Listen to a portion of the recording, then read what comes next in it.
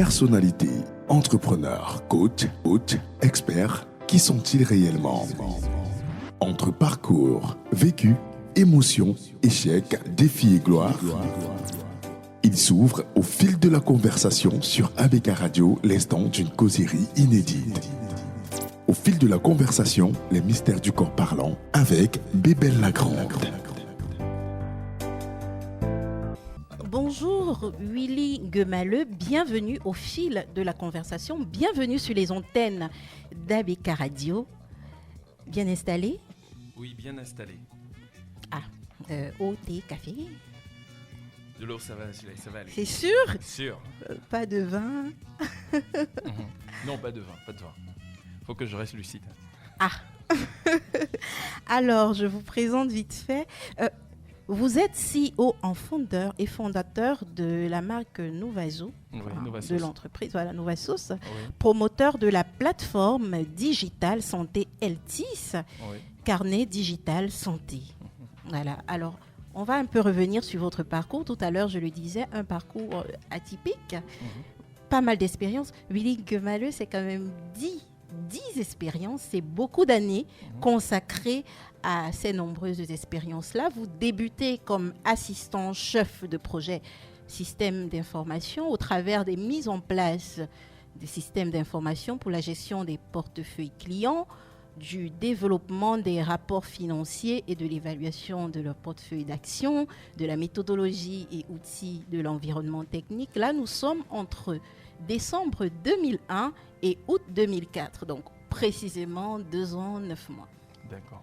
Ensuite, on vous retrouve entre septembre 2004 et juin 2006 comme assistant de projet TRA, donc projet tierce recette applicative des releases, logiciel de gestion des abonnés entreprises d'Orange France. D'accord. Donc vous vous occupez de la définition du référentiel de valeur consensuelle, du budget et du planning, mais aussi du développement des outils de pilotage et d'anticipation, de la méthodologie et outils, sans oublier bien sûr l'environnement technique. Donc par la suite, vous devenez chef de projet TMA et là vous êtes à Paris.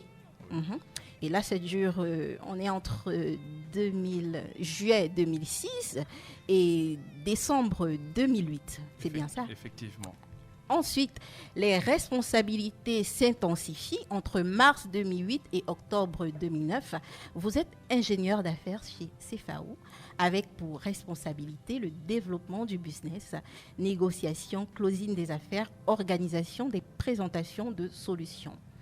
Ensuite, vous êtes consultant solutions e-business au travers de la mise en place d'une plateforme de solutions e-business, de la méthodologie de gestion de projets e-commerce, de l'implémentation d'une solution GED, intégration de la solution bancaire de paiement en ligne, de la mise en place d'une méthodologie pour le développement des applications Internet.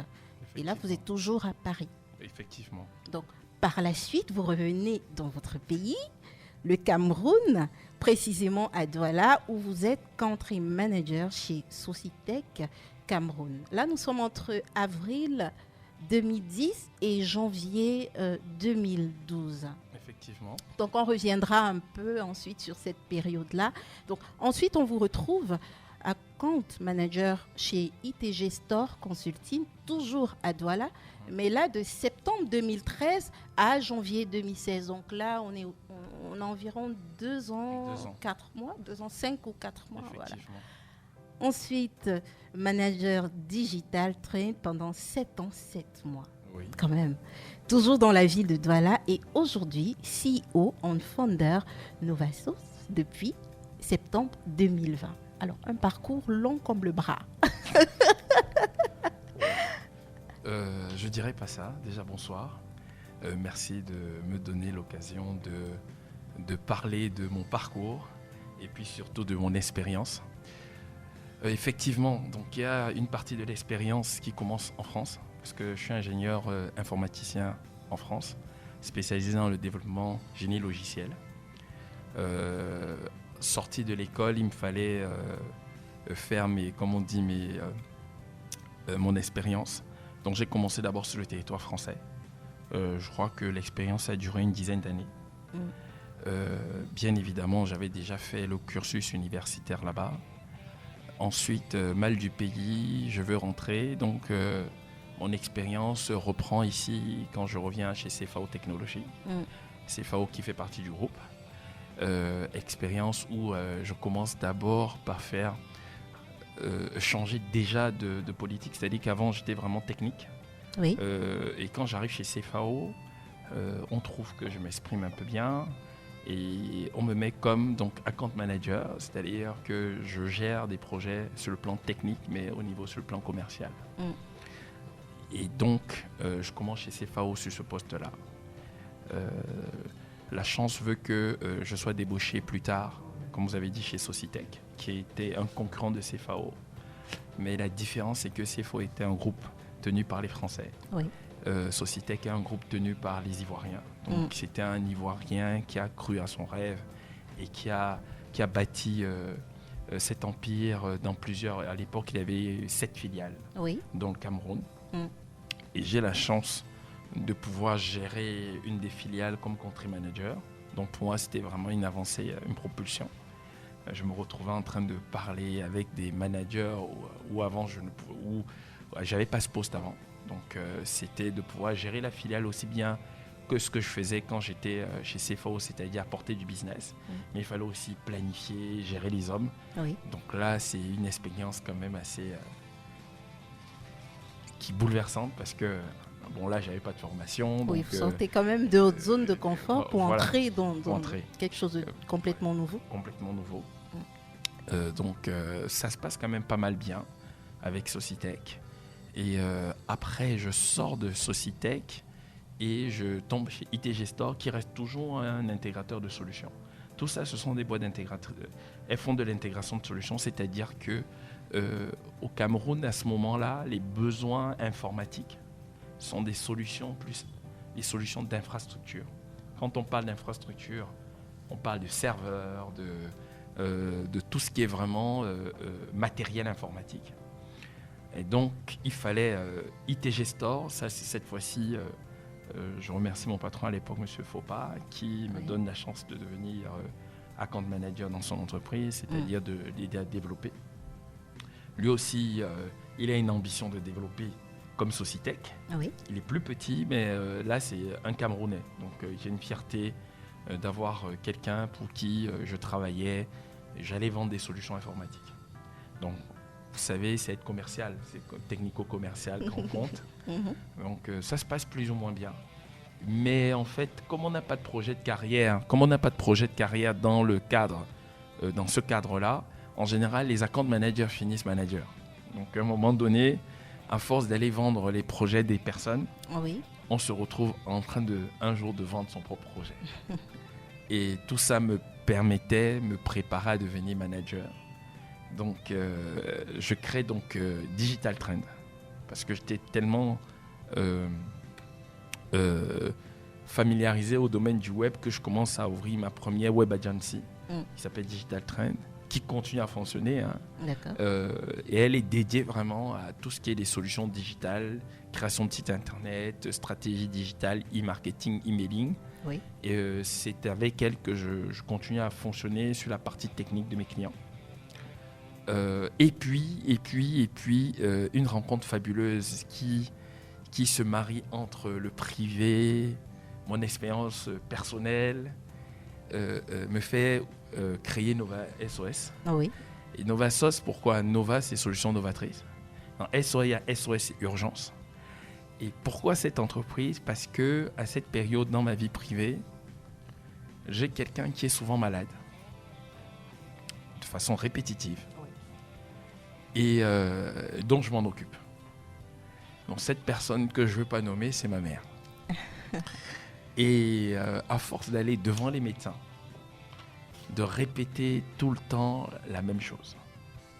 Alors, répéter tout le temps la même chose. C'est-à-dire qu'il fallait arriver devant le médecin. Oui. Et en général, dès que le médecin, comme je dis toujours, les médecins ne font pas la magie, la première des choses qu'ils vous demandent, qu'est-ce qu'elle a comme problème, quels sont ses antécédents. Donc il fallait revenir tout le temps sur son historique. Oui. Pourtant, je venais dans le même centre médical. Donc, ça veut dire qu'il manquait un historique sur place. Oui. Et le jour où on sortait de ce centre, c'était la même chose, c'était la même routine. Je me suis dit, en tant qu'informaticien, est-ce qu'il n'y a pas moyen de centraliser les données ? C'est-à-dire de pouvoir arriver chez un médecin et le fait de taper peut-être votre nom, mais un code, il puisse avoir lui déjà donne accès à votre... à l'historique du patient. Et comme je vous ai dit tout à l'heure, ça a son sens. Marier le privé et mon expérience professionnelle. Alors, la petite histoire, c'est que je vais faire court. C'est qu'un soir, ma mère ne se sent pas bien et je l'amène aux urgences de ce centre médical. Oui. Sans faire la publicité, c'est le centre médical des maladies respiratoires. D'accord. Et je suis pris en charge, elle est prise en charge par un médecin qui va donner un tournant à ma vie. Parce que c'est ce médecin qui va me permettre de concevoir la solution Healthies dont on est en train de parler, dont on va parler dans Novasos. Et en même temps, c'est ce médecin aujourd'hui qui fait partie de ma vie, qui est ma femme, qui est mon épouse. C'est pour ça que je dis, il y a un tournant parce que je viens avec ma mère, elle s'en occupe. Et c'est avec elle que débutent les questions, tout le questionnement sur cette plateforme que moi, je vais développer plus tard.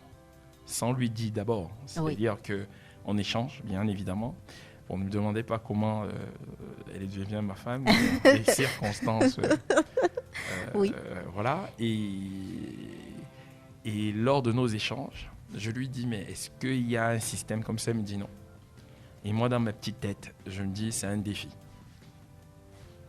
Pendant que ma mère est aux urgences, je rencontre mon futur associé, qui est aussi cofondeur de Novasos. Il s'appelle Franck, qui est mon associé, parce que lui, en même temps, il est aussi hospitalisé dans le même hôpital. Oui. Et quand je passe le voir, de façon fortuite, il me dit, mais vraiment, tu avais une solution, tu m'avais parlé, si vraiment tu la concentrais sur le patient, ce serait bien.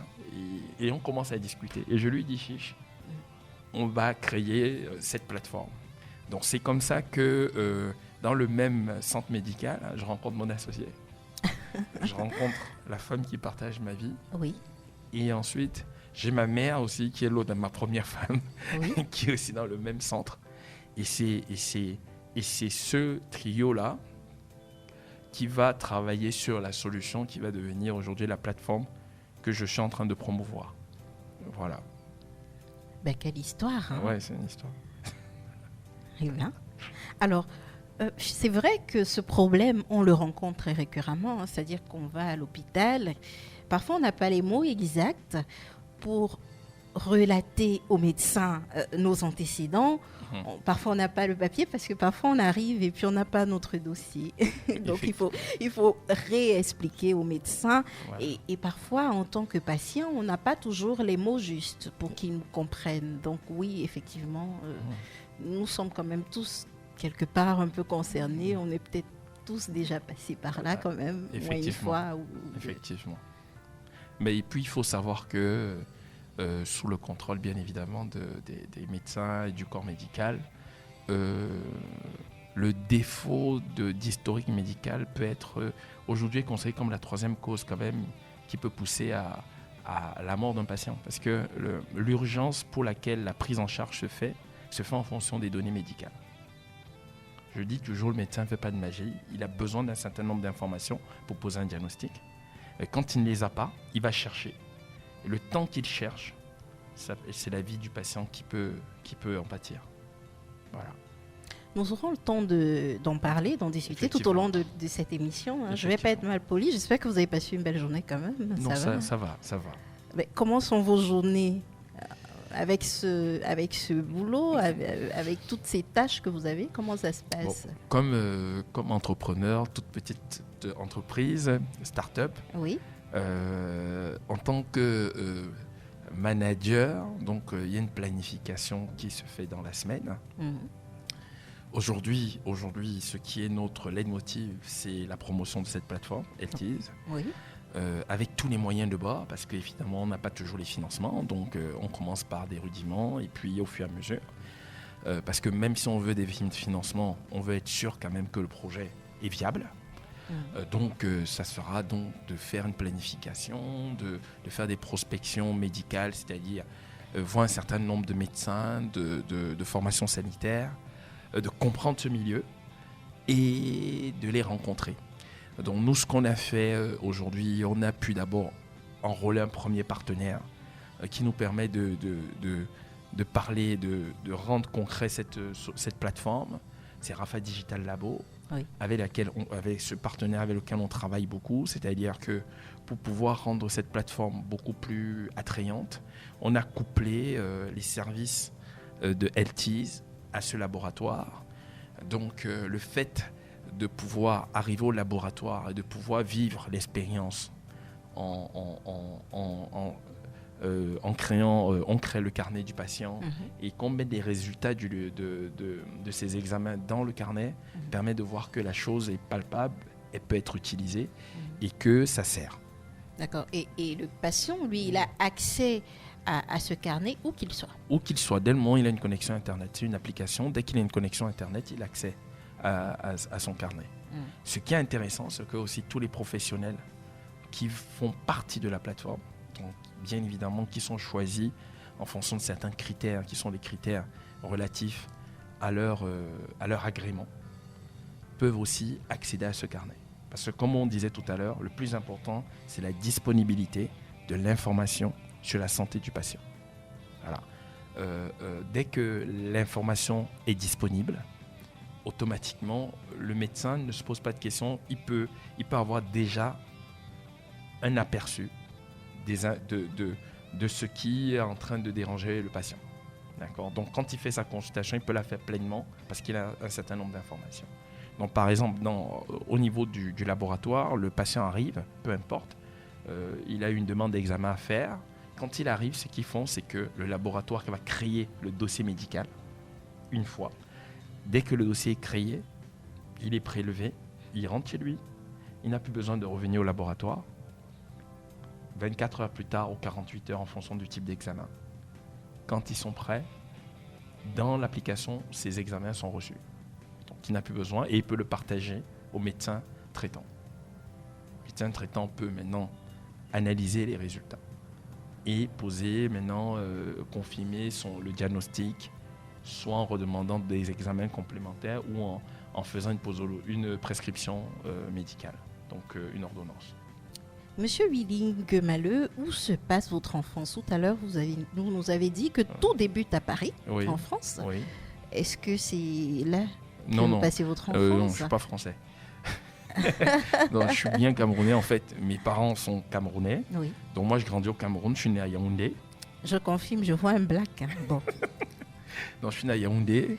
Ensuite, mon père était du corps de l'armée, donc militaire. Oui, oui. Donc, on a beaucoup bougé parce que les militaires sont affectés dans le Cameroun. Donc, moi, je suis né à Yaoundé. J'ai fait mon primaire à Yaoundé. Oui. Ensuite, il a été affecté sur Douala.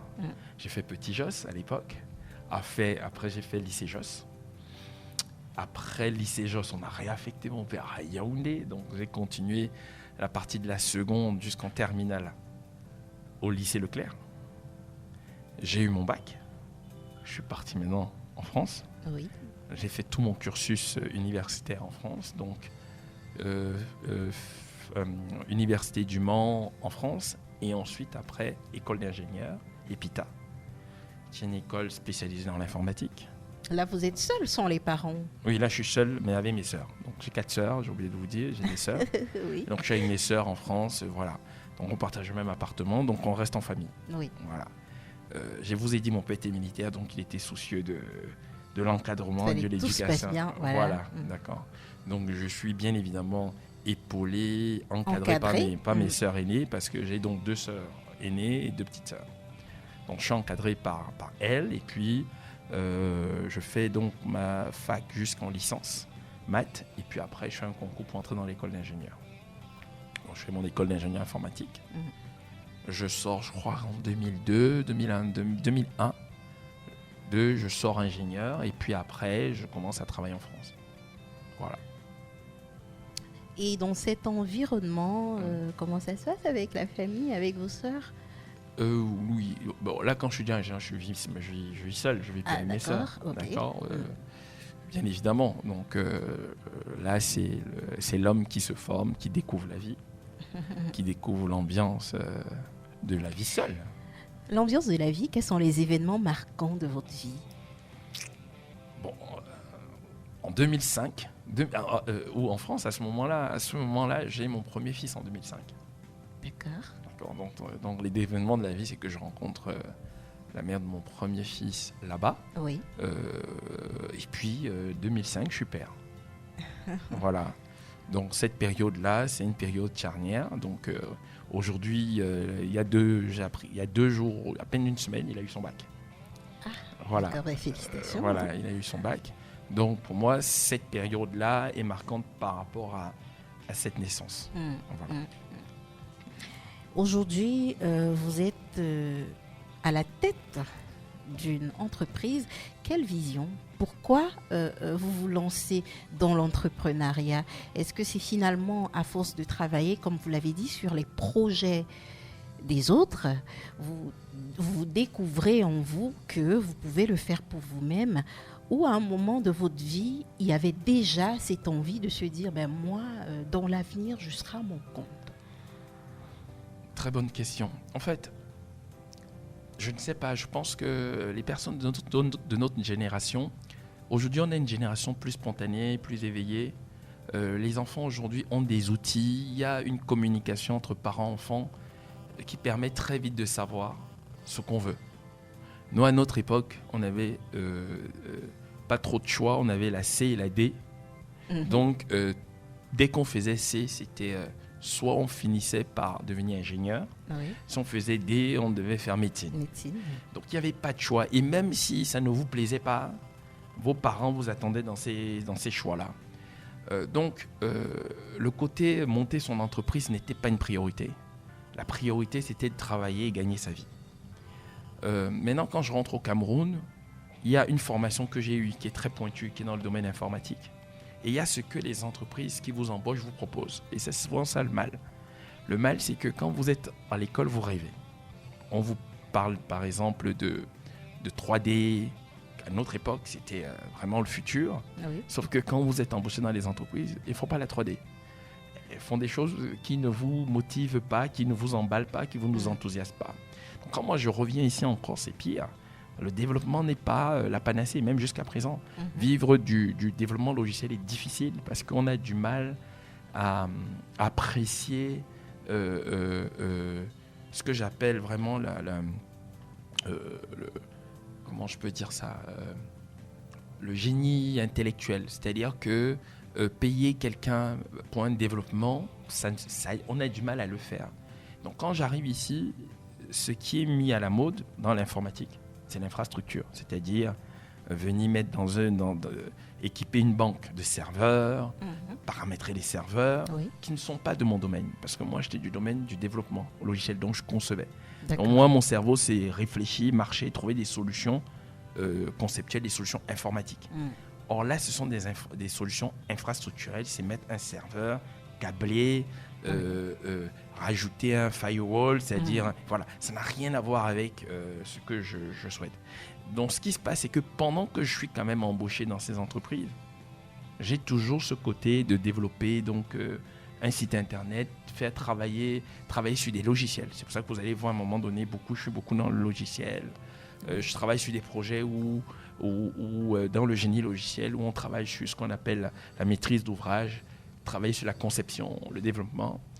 Et il y a un moment donné, il y a ce manque. Il y a ce manque-là. Et comme l'offre, au niveau de mon épanouissement professionnel, n'est pas adéquation avec ce que je veux, le seul choix que j'avais, c'est de maintenant développer mes propres projets pour pouvoir m'épanouir. D'accord ? Même si on n'est pas sûr de gagner d'abord de l'argent dessus. Mais c'était de se dire, ok, je développe quelque chose qui me plaît. Et à la force, je vais pouvoir après l'imposer. Voilà. Dans vos débuts, comment ça se passe ? parce que vous venez quand même d'un contexte totalement différent. Oui. On parle de l'entrepreneuriat, hein. On sait que c'est pas toujours facile, il faut le dire. Est-ce qu'il n'y a pas des moments où vous vous dites, j'aurais peut-être dû rester où j'étais? Est-ce que vous vous dites pas, quelles sont les craintes? Sincèrement, il y a 2 étapes. L'étape où je rentre, Oui. j'ai jamais regretté. Peu importe le Cameroun, comment il est, sincèrement, je me dis pas pourquoi, la preuve, je me dis pas pourquoi je retournerai pas là-bas. Ok? Parce que pour que je puisse rentrer, après avoir fait 16 ans en France, ça a été mûrement réfléchi. Oui. Ok? Maintenant, c'est vrai que moi, vous savez, quand vous partez du Cameroun, vous avez ce qu'on appelle une photo de votre pays. Quand vous faites 16 ans, vous revenez, souvent la photo, vous l'avez la photo, mais la photo n'a pas... Vous restez avec une idée, c'est-à-dire, je vais vous donner un exemple qui n'a rien à voir spécialement avec le domaine professionnel, mais la vie. Moi, je me rappelle quand on partait, l'idée d'avoir une copine, c'était quelque chose de fabuleux. On avait des filles les plus éduquées et tout ça. Donc quand vous partez, vous savez que vous draguez pendant 6 mois pour avoir un bisou. Pour vous dire un peu le truc. Oui. Bon, vous revenez quelques années plus tard, mais ce sont les filles qui vous sautent dessus. Voilà. Donc vous dites, il y a un truc qui s'est passé. C'est ça. Donc dites-vous bien que même dans le domaine professionnel, nous quand on part, c'était pas... Déjà moi, j'avais pas bossé au Cameroun. Donc quand je reviens ici, il y avait les postes que j'ai, je tombe sur une mentalité pas facile. En gros, ce que je veux dire, c'est même pas le Cameroun en lui-même qui est difficile, mais c'est la mentalité. Donc vous arrivez avec une mentalité, une jalousie qui n'a pas de sens. C'est-à-dire, on vous se dit, comme vous revenez de l'Europe, vous êtes privilégié, vous avez... Ça. Et du coup, les gens, j'ai l'impression, passent le temps à mettre des bâtons dans les roues, bien faire une concurrence qui n'a rien à voir. Qui n'a rien à voir. Et ça ne vous permet pas toujours de trouver très vite le chemin, d'accord ? En fait, et donc c'est ça le choc de la mentalité. C'est ça qui est le plus dur, en fait. C'est pas le fait de venir... Après, on vit les mêmes choses, c'est-à-dire... on a des difficultés pour accéder à un financement, on a des difficultés pour faire adhérer des Camerounais sur un produit. Mais ce qui est difficile, c'est que vous avez un collaborateur, vous vous dites que vous êtes en train d'aller dans le même sens. Mais lui, il regarde plus que, bon, lui là, il vient de la France, il me prend pour qui. C'est ça, c'est ça. Et ça freine énormément l'avancée. Donc... Vous avez créé une plateforme digitale santé, elle s'appelle Healthis. Oui. C'est la mémoire de votre santé, Healthis, oui, dans laquelle l'historique médical et les différentes interactions que vous avez eues entre les professionnels et les structures de la santé sont stockées. Donc en fait, Healthis, c'est aussi une plateforme digitale santé. Sécurisée et puis qui fournit et stocke votre dossier médical patient informatisé. Vous estimez qu'il est aujourd'hui urgent de digitaliser la santé, de lui apporter une nouvelle vision avec de nouveaux outils adaptés à notre contexte pour rendre les professionnels de ce secteur plus efficaces. Mais comment ça fonctionne ? Bon, il faut déjà dire au préalable, on est dans l'ère du digital. Donc le mot à la mode aujourd'hui, c'est le digital. Donc, on met le digital à toutes les sauces. Oui. Mais... ce qu'il faut comprendre, c'est qu'il y a des domaines dans lesquels l'informatique peut accélérer ou bien rendre les gens hyper performants. D'accord ? Je vous donne un exemple tout bête. Vous prenez WhatsApp. Aujourd'hui, dès que vous mettez une information concernant un produit qui peut tuer sur WhatsApp, sur un statut, sans vous en rendre compte, vous atteignez des milliers de personnes avec seulement un clic. Si on pouvait après voir la pertinence, les gens qui ont vu le message, qui ont réagi, ce serait effarant, ce serait vraiment fabuleux. D'accord ? Oui. Là, tout à l'heure, hier, vous m'avez envoyé pour l'émission, je poste sur mon statut. Du coup, il y a des gens qui disent « Attends, c'était toi ». Donc, parce que ça a été reposté à plusieurs endroits. Et voilà. La communication se fait toute seule. Donc, on ne doit pas voir seulement le digital dans le cadre où il faille seulement communiquer. On doit aussi aider les professionnels parce qu'un médecin, lui, il apprend à sauver une vie. Maintenant, moi, je dis, j'ai un médecin qui sait sauver une vie. Comment le rendre beaucoup plus efficace ? Comment lui permettre de très vite sortir, sauver un patient grâce justement à cet outil qu'on utilise ? Alors, la plateforme Healthies, donc dans Healthies, on a Health. Pourquoi le Ease? Tout simplement parce qu'elle était protégée à loi API. Et au départ, c'était Healthy. C'est devenu Healthies parce que le mot Healthy était déjà protégé à loi API. Oui. Donc, on a rajouté le Ease pour santé facile, Easy. Oui. Et donc, en fait, pourquoi cette plateforme et pourquoi elle a son sens? Parce que pour le moment, il n'y en a pas. Aujourd'hui, où je vous parle, ce qui se passe, c'est que les structures et les formations sanitaires, chaque fois que vous y allez, votre dossier médical reste dans la formation sanitaire. Ça veut dire que, et pas parce qu'ils le veulent, parce que souvent les patients ne sont pas aussi les personnes les plus ordonnées. C'est ça. Donc, je défie même moi-même le nombre de fois où nous sommes allés à l'hôpital et on a gardé un carnet ou on a quoi que ce soit. Donc, en fait, juste à l'époque de la colonisation, à l'époque, le carnet avait son sens. On écrivait tout dans le carnet. Vous arrivez même à la pharmacie, vous présentez le carnet qui faisait office d'ordonnance, on écrivait tout. C'était vraiment la Bible dans laquelle tout était renseigné sur le patient. La preuve, c'est que vous allez voir quand un enfant naît, on lui fait son carnet, on fait le suivi jusqu'à l'âge de presque 10 ans. Parce qu'on dit à tel âge, il faut qu'il prenne ça. Je me rends donc compte que, globalement, je viens d'un pays, voilà, en France, où ils ont une carte vitale, qui n'a rien à voir, c'est même pas ça qui m'inspire, où on retrace, on sait au moins qu'on est allé voir le médecin. Quand j'arrive ici, je me dis, mais qu'est-ce qui empêche d'avoir tout simplement un dossier, pas une carte, parce que la carte est encore numérique. Je me dis, comment faire, puisque tout le monde a un téléphone, de plus en plus un smartphone. Comment faire pour que, comme tout le monde aujourd'hui utilise le téléphone comme outil même de paiement, mais comment faire pour que sa vie médicale soit dedans? Donc quand il arrive quelque part, en montrant même son téléphone déverrouillant, il puisse partager les données à un médecin. Et c'est là où le travail que je vous dis naît, aussi bien catalysé par ce que ma mère vivait, que je me dis, mais il y a un besoin là-dessus. Et on se focalise avec mon équipe sur trouver le moyen de faire un dossier médical patient informatisé qui soit accessible par le patient lui-même parce que c'est son dossier et par le personnel de la santé. Mais écoutez bien, avec une révolution qui ne fait pas plaisir toujours, ce que je dis aux structures sanitaires, d'habitude le patient appartient à une structure sanitaire. C'est-à-dire, vous allez voir quand vous allez dans une clinique, on aime bien dire c'est notre patient. Or, le patient peut faire 4 structures sanitaires. Dans le fond, il n'appartient à personne. Le patient appartient à lui-même. Donc nous, qu'est-ce qu'on fait? On met le patient au cœur de la plateforme. Et en fait, la structure sanitaire qui va travailler sur le patient va avoir une vue qui l'intéresse. Elle va écrire l'histoire de la santé du patient comme elle l'entend sur le patient. Mais le maître mot de ce dossier, ça reste le patient. Parce que c'est le patient qui se déplace. C'est le patient qui quitte d'ici, qui va en Europe. La structure ne bouge pas. La preuve, c'est que quand un patient va voir une autre structure, on lui demande toujours, mais est-ce que vous n'avez pas votre dossier médical? On a besoin d'une traçabilité. Voilà, d'une traçabilité. Et qu'est-ce qui se passe? C'est qu'on met une énergie folle. Et même les structures qui sont censées avoir les dossiers médicaux, souvent met un temps fou à aller retrouver votre dossier médical. Souvent, on vous hospitalise, on a le temps de chercher votre dossier médical. Oui. Pourtant, ça devrait être en un clic. Donc nous, qu'est-ce qu'on a rendu ça hyper évident? Le patient arrive, dès qu'il arrive dans la structure, grâce à un smartphone, grâce à une tablette. Pourquoi on a choisi smartphone et tablette? Tout simplement parce qu'aujourd'hui, avec les coupures d'électricité, les ordinateurs ne tournent pas tout le temps. Toutes les structures médicales n'ont pas un groupe électrogène. Donc on s'est dit au moins, le téléphone est souvent chargé.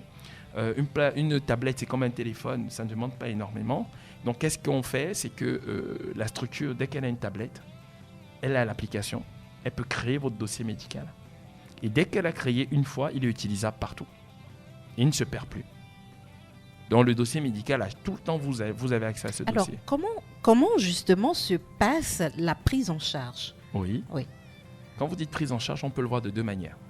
Il y a la prise en charge quand on a une assurance. D'accord? Là, c'est une prise en charge au niveau plus des coûts.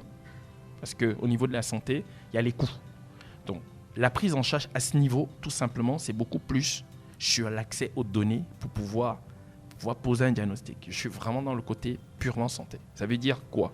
Ça veut dire que peu importe la structure qui est partenaire, donc qui a le droit d'émettre le dossier. Parce qu'il faut bien comprendre, la plateforme est composée donc du corps médical.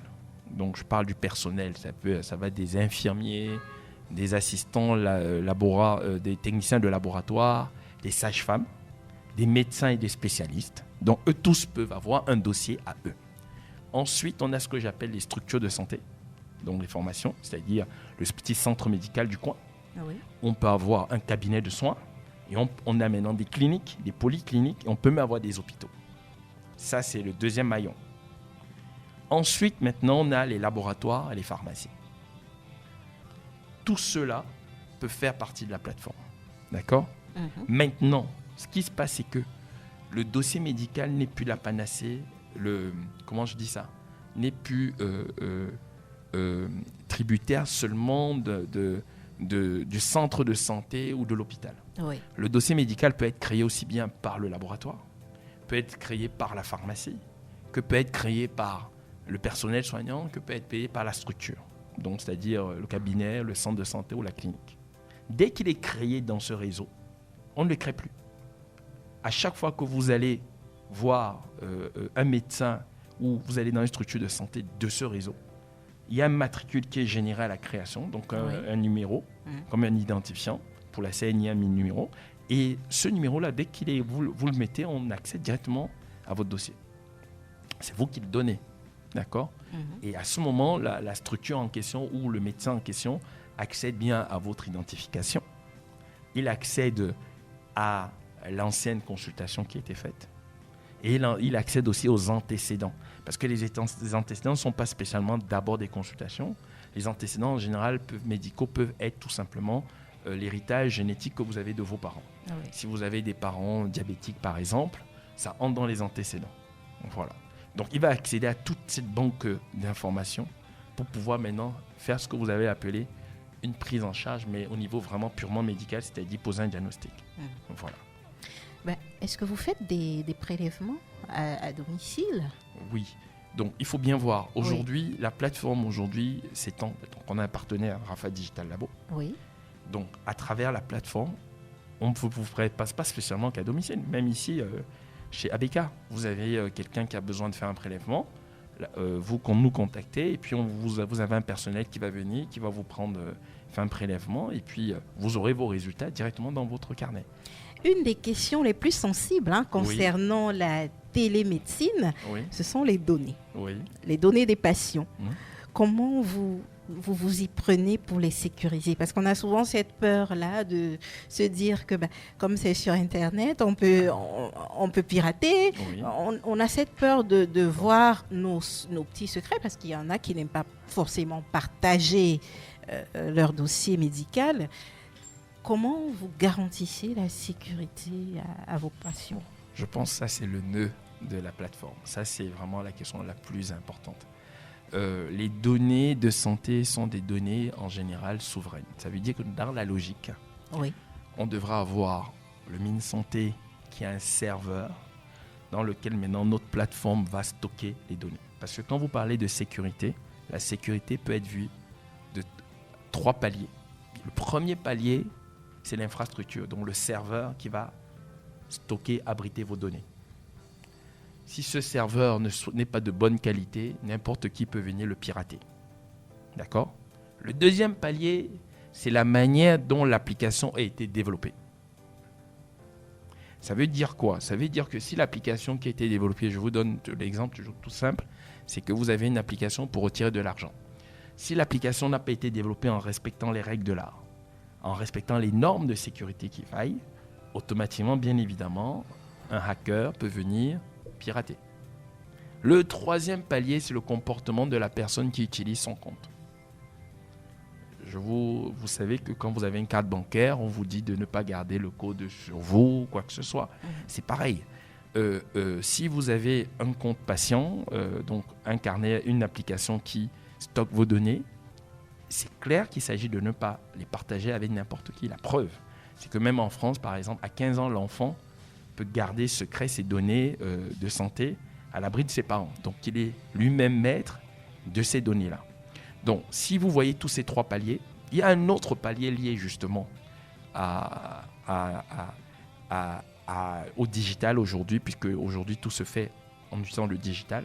On appelle ça la RGPD, Règlement de propriété des données, qui est aujourd'hui mis en place par la CNIL, donc et qui impose un certain nombre de procédures dès qu'on gère des données qui sont de type santé. Donc nous, pour l'implémenter au niveau de l'application, même si aujourd'hui au Cameroun on ne l'impose pas, nous on l'a implémenté par défaut. Première chose, c'est que le patient ou bien la personne qui prend son carnet doit d'abord donner son consentement pour qu'on stocke ces données. Ça, c'est la première des choses que la loi RGPD propose. Deuxième chose, c'est le temps que les données doivent être stockées sur les serveurs. Aujourd'hui, par exemple, les données sont stockées 5 ans renouvelables. D'accord ?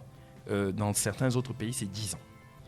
Quand je vous dis vous donnez votre consentement, si vous téléchargez notre application, je dis sur le Play Store, et je pense que d'ici maximum un mois, ça sera sur le Apple Store, ce qui se passe, c'est qu'avant de créer le compte, on vous demande votre signature.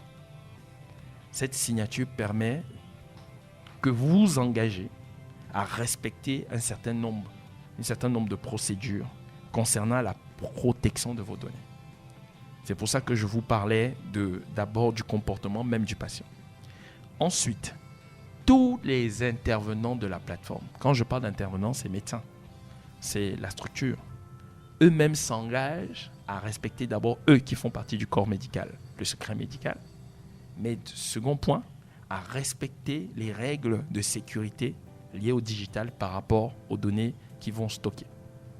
Ensuite, on a mis un autre point. Tout compte, donc tout carnet, pour pouvoir accéder au carnet, il faut automatiquement un identifiant, un mot de passe. Nous, on a mis une sécurité supplémentaire et un PIN d'authentification. D'accord ? Donc ça, ce sont toutes des sécurités. Le troisième point, c'est que l'application, le dernier point, l'application, dès qu'elle a été ouverte, au bout d'un certain temps, elle se verrouille toute seule parce que bien évidemment, si on a volé votre téléphone, il ne faut pas que le voleur puisse entrer dans ces données-là. D'accord ? Donc voici autant de points de sécurité que nous mettons au niveau aussi bien du comportement qu'au niveau de l'infrastructure pour que les données soient sécurisées et fiables. Très bien.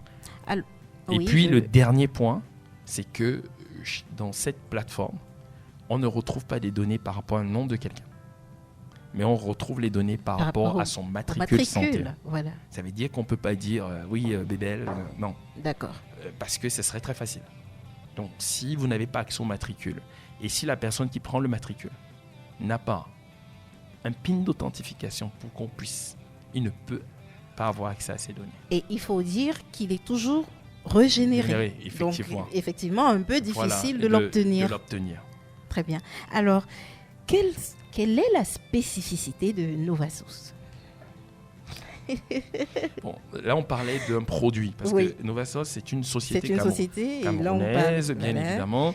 Nous sommes spécialisés dans la digitalisation des services dans plusieurs domaines. Oui. On est dans le domaine de l'aéronautique. On travaille aussi sur une application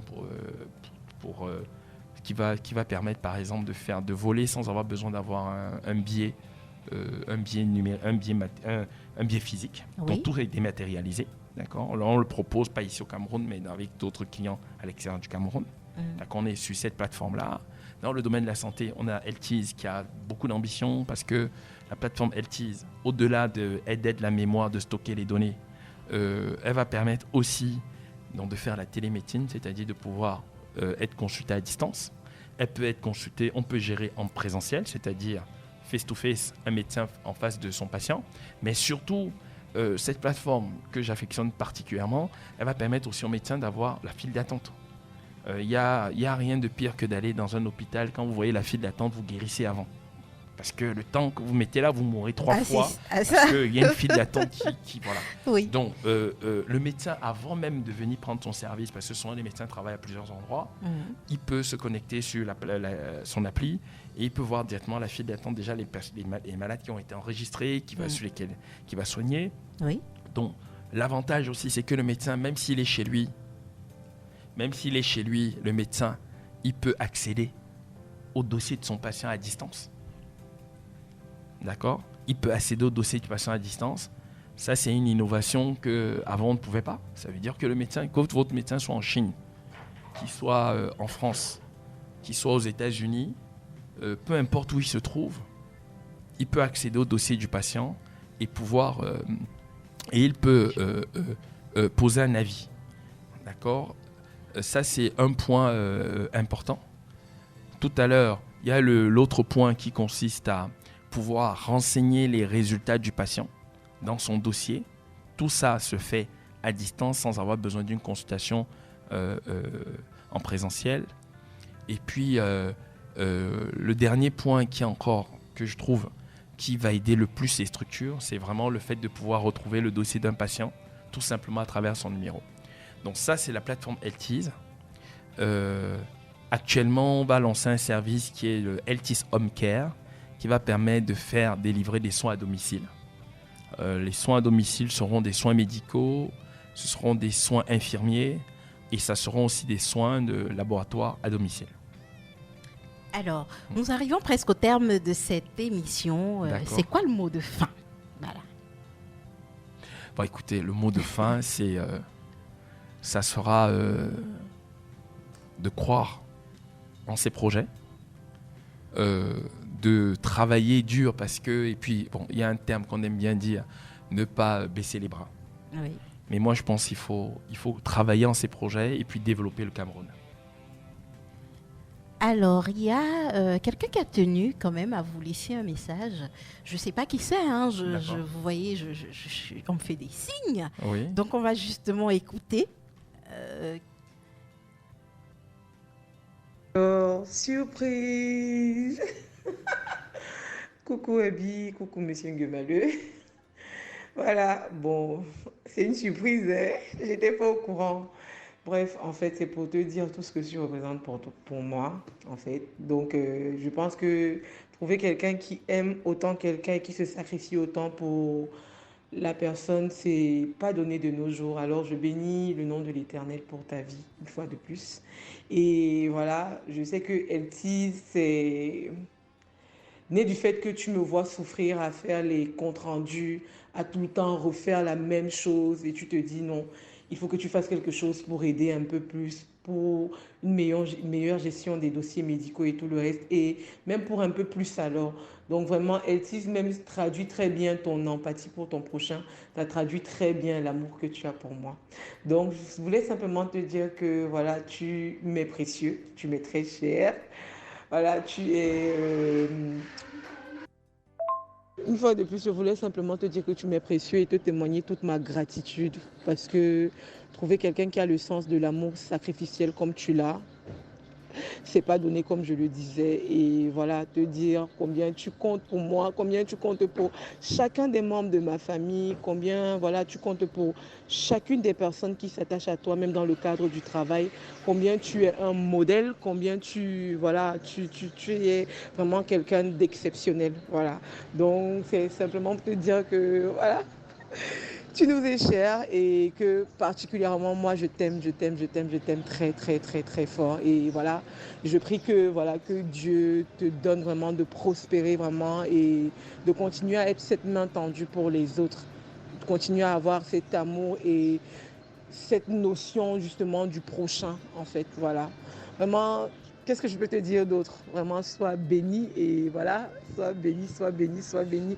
Et merci encore à ABK Radio de me donner la possibilité de témoigner toute ma gratitude et mon amour à celui qui partage ma vie.